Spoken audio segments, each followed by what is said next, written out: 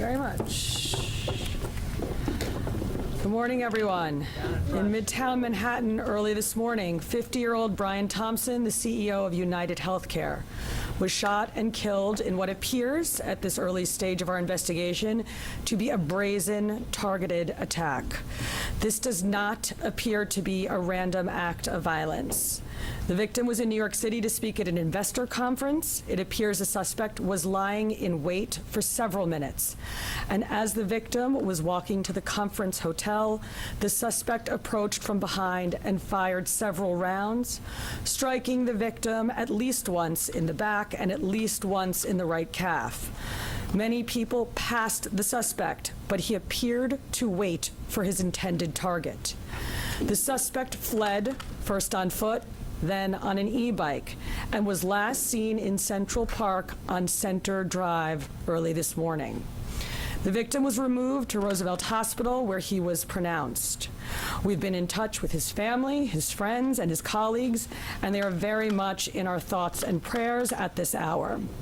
The full investigative efforts of the New York City Police Department are well underway, and we will not rest until we identify and apprehend the shooter in this case.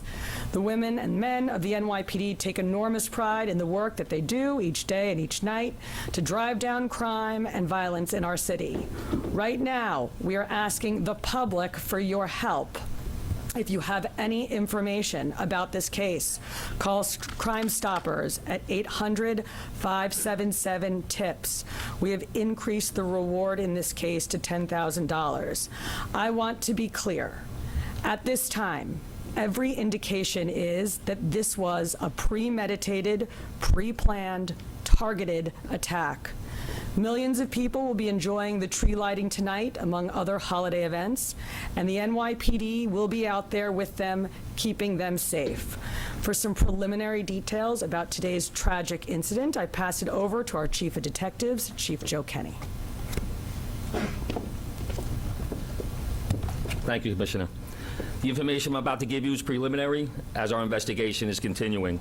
This morning at 6:46 a.m., patrol officers from Midtown North Precinct responded to a 911 call of a person shot in front of the Hilton Hotel located at 1335 Avenue of the Americas. This is between West 53rd Street and West 54th Street. At 6:48 a.m., officers arrive and find the victim, Brian R. Thompson, a 50-year-old male, on the sidewalk in front of the Hilton with gunshot wounds to his back and leg. Mr. Thompson was removed by EMS to Roosevelt Hospital, where he was pronounced dead at 7:12 a.m. Mr. Thompson is the CEO of United Healthcare and resides in Minnesota. Detectives from Night Watch, Midtown North Detective Squad, and Manhattan South Homicide responded to the scene and began their investigation. What we know is that the shooter arrived at the location on foot about 5 minutes prior to the victim's arrival. He stands alongside the building line as numerous other people and pedestrians pass him by. From video, we see at 6:44 a.m., the victim is walking alone towards the Hilton after exiting his hotel across the street. We believe the victim was headed to the Hilton Hotel to attend the United Health Group Investors Conference that was scheduled to start at 8 a.m. The shooter appears to be a light-skinned male. He's wearing a light brown or cream-colored jacket, a black face mask, black and white sneakers, and a very distinctive gray backpack. The shooter steps onto the sidewalk from behind the car. He ignores numerous other pedestrians, approaches the victim from behind, and shoots him in the back. The shooter then walks toward the victim and continues to shoot. It appears that the gun malfunctions as he clears the jam and begins to fire again.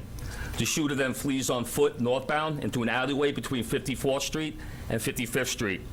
Once at West 55th Street, the shooter continues to walk westbound on Avenue of the Americas, where he gets onto an electric e-city bike and rides northbound on the Avenue of Americas towards Central Park, where at 6:48 a.m. we have the shooter riding this bike into Central Park at Center Drive. At the scene, we recover 3 live 9mm rounds and 3 discharged 9mm shell casings. The motive for this murder currently is unknown, but based on the evidence we have so far, it does appear that the victim was specifically targeted, but at this point we do not know why. This does not appear to be a random act of violence. We are seeking information from the public to help identify the shooter, As the Commissioner said, we have upped the reward up to $10,000 for information. You're urged to contact Crime Stoppers at 1-800-577-TIPS. All information will be kept anonymous. Thank you very much. All right, well, we're going to open up to a couple of questions. We're going to start off with Shimon, CNN. So it's about an hour and 20 minutes before the start of the conference. Is there any indication that he was going to meet someone? Because it's pretty early. Is he on his way to meet someone there at the conference? He leaves the hotel dressed like he's going to be attending the conference. We're working with his co-workers and other people that he planned on attending the conference with to get that information. But as of right now, he's in charge of the conference, so we believe he was getting there to help set up. And then just the city bike, if I may. Do we know where that city bike is now?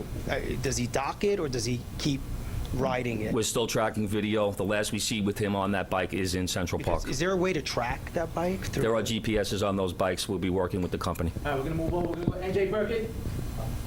Thank you. Chief, were any words exchanged? If so, what were the words? I'm told a cell phone was recovered in an alleyway on his escape route. Does that appear to be connected to something? We're working through that cell phone. Obviously, we'll be processing it forensically. And as far as words being exchanged, we do not have audio of the incident. We only have the regular video. But nothing from witnesses? Nothing from, well, there was one witness standing right next to the victim when he was shot. We're still trying to identify that victim. Excuse me, that witness. We're going to go over to Aaron Katursky. Thank you. Chief, was he checked into the hotel across the street alone? Was he in the city alone? Was he accompanied by anybody? Did he have any known enemies or anyone that you've been able to find so far? Like I said, we're reaching out to law enforcement in Minnesota, and we're also interviewing his co-workers and family members to see if there have been any specific threats against him in the past. As far as who was he in the hotel with, we're doing a search warrant in his hotel room right now. That might lead us, give us some more information. All right, we're going to go over to Dean Moses. A couple of questions. One, based on the surveillance you've seen of this individual, do you feel like he's professional? You mentioned that he did the bullet spell. Do you feel like this was a professional individual who took this man's life? And also, will it affect in any way the tree lighting tonight? I'll answer the part about whether or not he's a professional. That, we have no way of knowing that. From watching the video, it does seem that he's proficient in the use of firearms, as he was able to clear the malfunctions pretty quickly. But as far as the tree lighting, I'll leave that to Chief Madry. Yes. Good morning, Dean. Just really quick, this incident will not affect the tree lighting. The tree lighting is slated to start at 7 p.m. The show, the actual lighting of the tree will be close to 10 o'clock, actually 9:55 p.m. We will have a massive police presence out there around Rockefeller Center from 52nd Street all the way down to 47th Street. We will have plainclothes out there, a plainclothes detail out there. We will have our CRC assets, our strategic response group assets.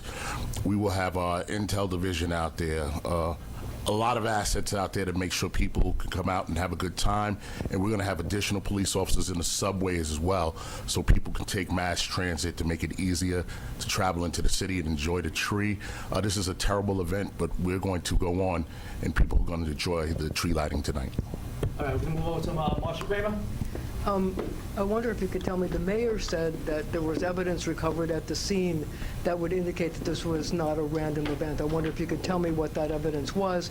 And by looking at the gun, it appears that there's a silencer on the gun. Was there a silencer on the gun? And does this indicate not only that it was premeditated, but this is somebody who knew his way around guns and might have been a professional?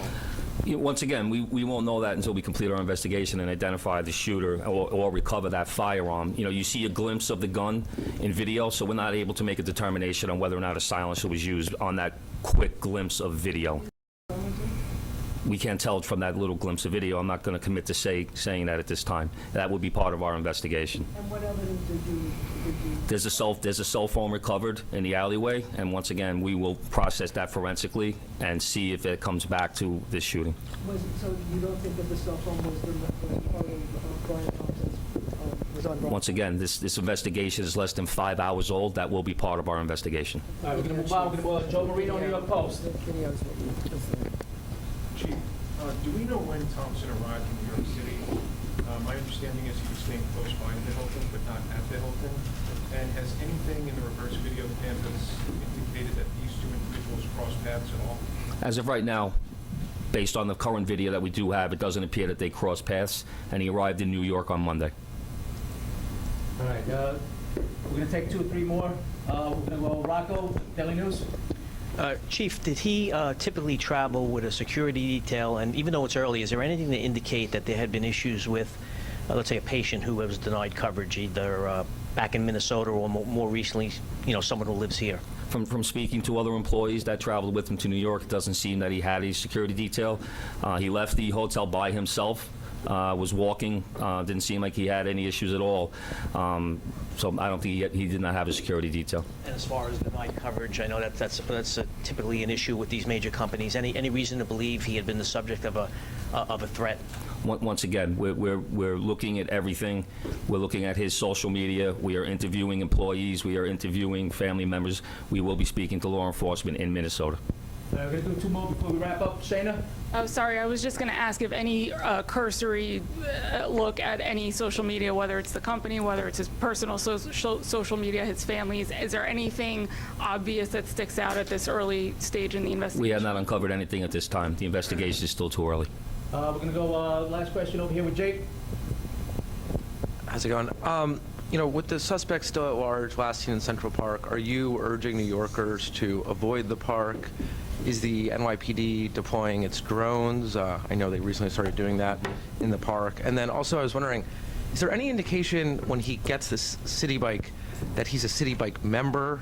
It's like sometimes if you're not a member, you can pay to use it. I don't know if you're able to tell on surveillance. The chief of detectives will answer the part about the City Bike. But in terms of we're encouraging New Yorkers to go about their daily lives and their daily business, but to be alert. We put the picture out. You're putting the picture out. We want people to take a look. If they see anything suspicious, if they hear anything suspicious, we ask them to call 911, reach out to our detectives. With an incident like this, of course, we put a heavy deployment into Manhattan. We put additional resources out. We have the drones up. We have aviation out. We have K-9 out. When an incident like this happens, we don't spare any expense. We put all of our resources out there to support the chief of detectives' mission and to keep New Yorkers safe. So we will have a massive presence out there around the tree lighting, but throughout Manhattan as well until more information develops and we're able to support the chief of detectives and what he needs to make a quick arrest. As far as where he got the City Bike, we're still working that through. Like I said, we're pulling video from numerous locations, numerous sources, and we have him on our timeline walking, and what we're very fortunate is he has that very distinctive gray backpack on. So we see him in one video clip walking, and then another source of video, him riding that bike. So we don't have video or witness confirmation on how he obtained that bike. Can I just ask you on the cell phone? Do we know if it's related to this, or it's just right now what you're saying is a cell phone? A cell phone was recovered. We will confirm that later on down if we, do our forensic examination. Thank you, everyone. This concludes our press conference. Thank you for your time and attention.